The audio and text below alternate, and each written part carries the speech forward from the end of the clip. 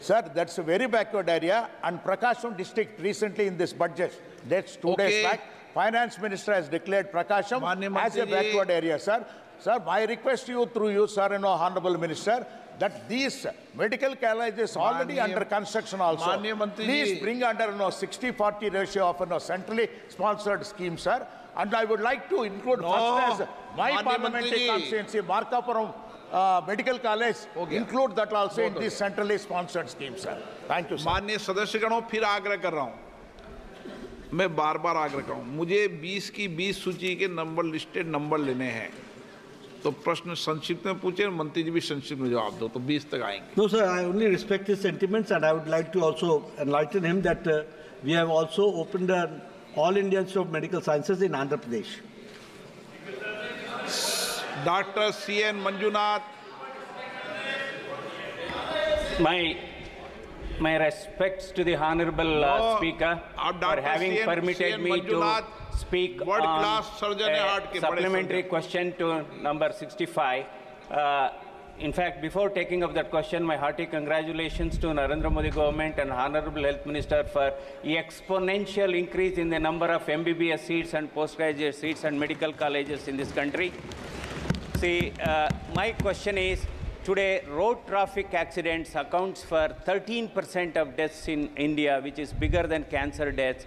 So there is a need to have a polytrauma care center in our country. So I want to know from the Honorable Minister that what is the government stand on establishing a 300-bedded polytrauma care center at National Institute of Mental Health and Neurosciences, Bangalore North Campus. So this is because we need to deliver a treatment in polytrauma cases within the golden hour. Otherwise, during the transit, a lot of people are dying. Then another thing, is there any proposal before the ministry to have a small polytrauma clinic for every 125 kilometers of national express highways? So these are two things. मंत्री जी, हाथ जेब में से बाहर। एक तो माननीय सदस्य गणों में आपसे आग्रह करता हूं कि हाथ जेब में डालकर सदन में नहीं आया करें, ठीक है ना। दूसरा आग्रह करना चाहता हूं, जब कोई माननीय सदस्य बोलता है, आप जो माननीय सदस्य, प्लीज, क्यों बोल रहे हो आप मंत्री जी बीच में? क्या पूछना चाहते हो, बताओ, क्या पूछना चाहते हो आप? क्या हाथ में जेब में डालने के अलाउ करोगे आप? नहीं, आपसे नहीं पूछा मैंने। दूसरा, जब कोई माननीय सदस्य बोल रहा हो तो कोई भी माननीय सदस्य उस माननीय सदस्य को क्रॉस करके सामने नहीं बैठे, पीछे की जाके बैठ जाएं। जरूरत नहीं आप उनके सामने permission of the speaker. Another question is, we have Bangalore, we have Bangalore city and Bangalore rural area surrounding. We have 1,65,000 CGHS beneficiaries for the same size of beneficiaries. Time हो रहा है माननीय सदस्य। We have 17 CGHS dispensary in Hyderabad as well as in Chennai. But in Bangalore we have only 10. No. माननीय सदस्य, प्रश्न काल में आप नए सदस्य हो, बहुत वरिष्ठ हो और आप बहुत वरिष्ठ डॉक्टर भी हो, फेमस डॉक्टर हो दुनिया के, लेकिन प्रश्न काल में संक्षिप्त में प्रश्न पूछा जाता है। Okay, thank you. पूछना आपका क्या है? माननीय मंत्री। No, honorable member has done a very good job, very good work in polytrauma, and his suggestion is welcome. And he has given he has asked me to look into it, that Nimhans can think of a polytrauma. Certainly, it's an ongoing process. We'll look into the matter, and as he has suggested that we should have a polytrauma unit on national highways on every 125 kilometers. It's not possible at this point of time, but yes, we have opened trauma units on national highways on different areas, and this is also an ongoing process which here. Shri Kirti Azad ji. धन्यवाद अध्यक्ष महोदय। बहुत संक्षेप में मेरा ये ख से है जो प्रश्न है, The measures taken proposed to be taken to improve the accessibility of healthcare in rural areas. वरिष्ठ नागरिकों को लेकर के है, उनकी संख्या बढ़ रही है।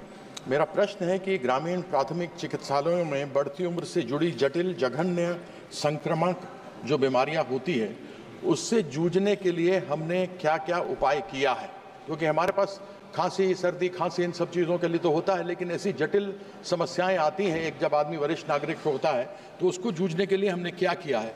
ऐसी एक व्यवस्था मेरी जानकारी में केरला में है। क्या इसके बारे में हमें मंत्री जी बताएंगे? माननीय सदस्य ने बहुत ही महत्वपूर्ण प्रश्न पूछा है। मैं इनको बताना चाहता हूं कि हम लोगों ने एक पहले कार्यक्रम शुरू किया था 2016 के आसपास, that was about health and wellness centres, और बाद में वो आयुष्मान आरोग्य मंदिर के रूप में बना है। इसके तहत हमने बहुत से इनिशिएटिव्स लिए हैं, और जो आपने कहा कि बुजुर्ग लोग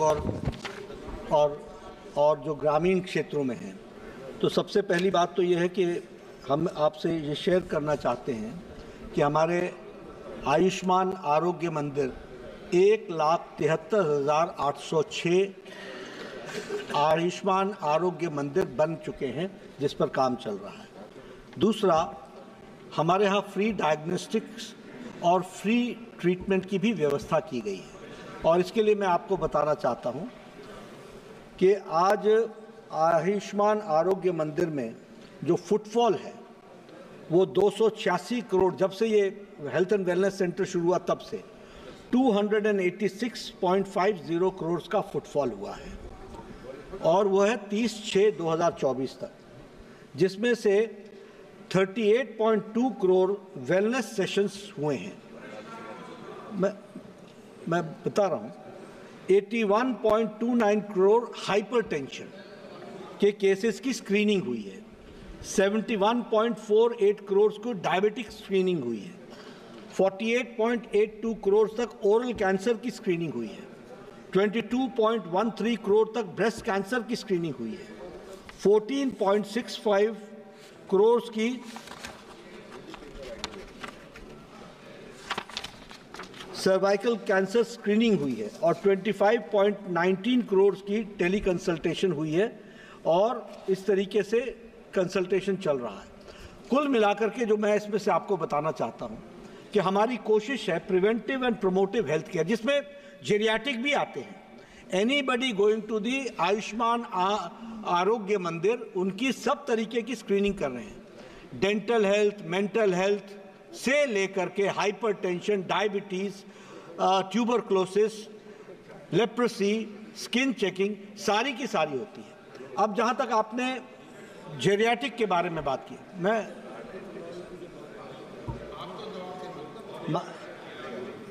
जहां तक में आपने जेरियाटिक की बात की, तो जेरियाटिक हेल्थ केयर के लिए हम लोगों का प्रयास ये है कि हम डिस्ट्रिक्ट हॉस्पिटल्स एंड अबव उसका प्रयास करें।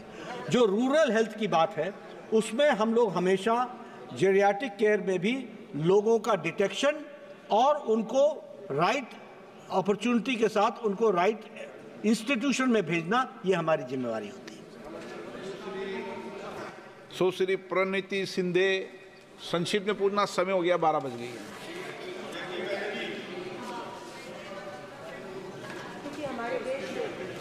नहीं, सुनाई नहीं दे रहा है। काफ़ी सारे PHCs है हमारे महाराष्ट्र में, देश में, जो अभी भी इल इक्विप्ड है। सिवाय ultrasound there is no other machinery in these PHCs, and a lot of people have to come to the main civil hospital जो शहर में होता है। वहाँ पे फॉर एग्जांपल डिसेबिलिटी सर्टिफिकेट के लिए भी उनको सिविल हॉस्पिटल में आना पड़ता है, या ECG, एक साधारण ECG लेने के लिए भी उनको सिविल हॉस्पिटल में आना पड़ता है। तो honourable minister, I would like to ask you through speaker साहब, और यहाँ पे डॉक्टर्स भी नहीं रहते हैं, बहुत बार अतिरिक्त जिनके पास जिम्मेदारी होती है वो रहते हैं। So are you going to equip all the PHCs in our country with ECG machines, with more ultrasound machines, have a disability centre? जो स्वावलंबन पोर्टल है वो भी पिछले 3 महीनों से चल नहीं रहा है। क्या आप हर एक PHCs में ये सेंटर्स लगवा देंगे? माननीय मंत्री जी, समय 12 बज गए। मैं बड़े शॉर्ट में आपको बताता हूँ कि जो हमने व्यवस्था की है वो इस प्रकार से है कि सब सेंटर्स में हम